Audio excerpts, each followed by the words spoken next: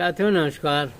आपको आज हम एक कहानी सुनाते हैं जो समाज के लोगों के मनोवृत्ति पर आधारित है, क्योंकि समाज में हर मनोवृत्ति के लोग पाए जाते हैं और उस मनोवृत्ति के आधार पर ही समाज चलता है। एक चौबे जी थे किसी गांव में।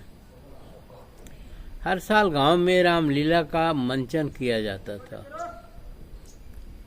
चौबे जी उसके सर्वे सर्वा थे, उन्हीं की कृपा से, उन्हीं के निर्देशन में और उन्हीं के द्वारा जो है गांव में रामलीला का आयोजन होता था। चौबे कालांतर में चौबे जी के लड़के बड़े बड़े अफसर हो गए और उन्होंने कहा कि अब ये रामलीला का मंचन आप छोड़ दीजिए, आप इसी में व्यस्त रहते हैं, आप घर पर बैठिए और आराम से खाइए पिए रहिए। अब हम लोग कमा रहे हैं या हम लोगों की एक प्रतिष्ठा बढ़ गई। चौबे जी को ये बात पसंद तो नहीं आई, लेकिन लड़कों के कहने से वो घर पर बैठ गए और रामलीला का काम कोई और करने लगा। रामलीला में चौबे जी के समझ से ही रामलीला में एक किरदार सीता का क्षत्रिय वर्ग करता था और बाकी किरदार और लोग भी करते थे। राम का किरदार ब्राह्मणों के पास था तो उल्टा, लेकिन था, कहानी के अनुसार यह था। जब चौबे जी घर बैठ गए तो उनकी तबीयत खराब रहने लगी, क्योंकि उनका मन जो है रामलीला में रमा हुआ था। रामलीला में वो खुश थे, रामलीला करके या आयोजन करके खुश थे। अब उनकी तबीयत धीरे धीरे खराब होने लगी और तमाम दवा और डॉक्टरों के पश्चात डॉक्टरी उपचार के पश्चात भी उनकी तबीयत ठीक नहीं हुई। इसी बीच अगले साल जब रामलीला हुई तो दोनों पक्ष, ठाकुर पक्ष भी और ब्राह्मण पक्ष भी, रामलीला के आयोजन के संबंध में उनसे आशीर्वाद लेने आया कि चूंकि रामलीला आपके द्वारा शुरू की गई है तो आपसे आशीर्वाद लेना आवश्यक है। तो पहले ब्राह्मण पक्ष गया तो ब्राह्मण पक्ष को चौबे जी ने बताया कि सीता का किरदार आप लोग मत कभी निभाइएगा, क्योंकि वो स्त्री का किरदार है और उससे ब्राह्मण समाज की तौहीन होगी या बेइज्जती होगी। उसके पश्चात जो है क्षत्रिय वर्ग जो है वो गया मिलने, आशीर्वाद लेने चौबे जी से। तो चौबे जी ने कहा कि अरे अब बहुत हो चुका, अब तो सीता का किरदार आप लोग मत निभाइए, ये आप लोगों के समाज को तौहीन करने वाला है, बेइज्जती है ये, तो इसलिए आप लोग सीता का किरदार न निभाइए। अब दोनों पक्ष जब रामलीला के आयोजन के संबंध में मीटिंग करने लगे तो क्षत्रिय वर्ग ने कहा कि हम सीता का किरदार अब नहीं निभाएंगे और ब्राह्मण वर्ग पहले से ही सीता का किरदार नहीं निभा रहा था तो उसने कहा हम भी नहीं निभाएंगे। इसी बात पर तू मैं होकर के मारपीट हो गई, झगड़ा हो गया और कुछ लोग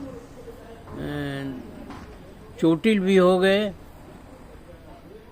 फिर जब ये बात मालूम हुई चौबे जी को तो उन्होंने कहा, जो खाना पीना छोड़ चुके थे बीमारी की वजह से, उन्होंने कहा आज भूख लगी है और आज मुझे बड़ी प्रसन्नता है, इसलिए मुझे भूख लगी है और मुझे खाना खिलाओ। अब ये एक कहानी तो है, लेकिन एक मनोवृत्ति को भी दर्शाता है कि कुछ लोगों की मनोवृत्ति जो होती है, लड़ाई झगड़ा करवाना, समाज में आपसी फूट डालना, गलत तथ्यों का उल्लेख करना, चौबे जी से मतलब नहीं है। ये आज भी हो रहा है, आज भी समाज में गलतफहमियां फैलाया जा रहा है और आज भी समाज को विसंगति फैलाई जा रही है। आज भी समाज में झगड़ा कराया जा रहा है कि हम हिंदू हैं तो हम वो मुसलमान हैं तो ऐसे हैं तो वैसे हैं। ये तो एक कहानी हमने सुनाया। एक हिंदू शब्द ला दिया गया और उस हिंदू शब्द के सहारे अब दलितों को और पिछड़ों को हिंदू कहा जाने लगा। जो दलित और पिछड़े हैं बेसिकली, जिनको सारे अधिकार जो है, अगर बाबा साहब अम्बेडकर न होते, संविधान न बना होता और नेहरू न होते तो शायद ये अधिकार नहीं मिलते और वो वैसे के वैसे ही रहते। वो भी एक झगड़े, एक गलतफहमी के कारण ही ऐसा हुआ कि दलित दलित हो गए और पिछड़े पिछड़े हो गए।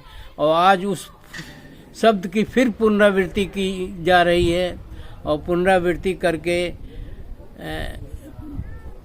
दलित को दलित बनाया जा रहा है, पिछड़ों को पिछड़ों बनाया जा रहा है और उनको आपस में लड़ाने की कोशिश की जा रही है। मुसलमान तो मुसलमान है, वो तो सारी दुनिया में है। किस देश में मुसलमान नहीं है? हमें यही बता दे कोई कि किस देश में मुसलमान नहीं है। दुनिया के हर देश में मुसलमान है। उनका एक अपना कल्चर है, एक उनकी अपनी थ्योरी है, एक उनकी अपनी तौर तरीके हैं, एक संस्कृति है और उनको ये मालूम है सबको। और मैं भी दावे के साथ कह रहा हूँ कि उनको आप इस देश से बाहर नहीं कर सकते हैं। और कभी भी ये जो है आपसे कमज़ोर भी नहीं है। वो इलेक्शन कमिश्नर हैं, वो सुप्रीम कोर्ट में जज हैं, वो बड़े बड़े बिजनेसमैन हैं।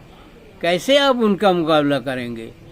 आप इस आग में दलित और पिछड़ों को झोंक रहे हैं जलावन की तरह से। इनका आप इस्तेमाल गलत कर रहे हैं और फिर इनको पिछड़े और दलित बनाने की फिराक में हैं। इसका मैं भारी पुरजोर विरोध भी करता हूं और ये प्रक्रिया भी सही नहीं है।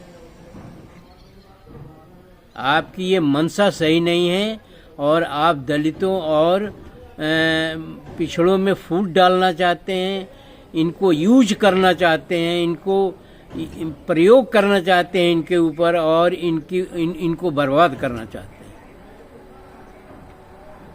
क्योंकि ये और कहीं नहीं जा सकते। मुसलमान तो जा सकते हैं, बहुत सारे देश हैं और आप उनका कुछ नहीं कर सकते हैं। आप जो कुछ भी नुकसान करेंगे वो दलित और पिछड़ों का करेंगे। और ये दलित और पिछड़ों के समझ में आनी चाहिए बात, खुल्लम खुल्ला है कि दलित और पिछड़ों को यूज किया जाएगा और फिर फेंक दिया जाएगा। इसलिए दलित और पिछड़े सावधान रहें इस हिंदू से। और एक मानवता के नाते, एक मनुष्य होने के नाते, भारतीय होने के नाते, कोई यहाँ हिंदू नहीं है, सब भारतीय हैं। भारतीय होने के नाते सही रास्ते पर चलें, सही चीज़ों को समझें, सही गलत चीज़ों को छोड़ें और गलत और सही का निर्णय खुद करें। इसी के साथ मैं वीडियो समाप्त करता हूँ और उम्मीद करता हूँ कि आप के दिमाग में बात सही तरीके से आएगी और आप अपना भला बुरा सोचने के लिए स्वयं जिम्मेदार हैं। कोई जिम्मेदार नहीं है, कोई आपके साथ नहीं है, कोई नहीं आएगा और सब आपके चूल्हे पर रोटी सेकेंगे। आप वीडियो के बारे में हमारा भी मार्गदर्शन करें, क्या सही और क्या गलत बोला है हमने, क्या चीज़ है, उसकी भी विवेचना करके कमेंट बॉक्स में अवश्य लिखें। मैं उसका स्वागत करूँगा। जय संविधान, जय बाबा साहब, जय ज्योतिबा फुले, जय छत्रपति शिवाजी महाराज।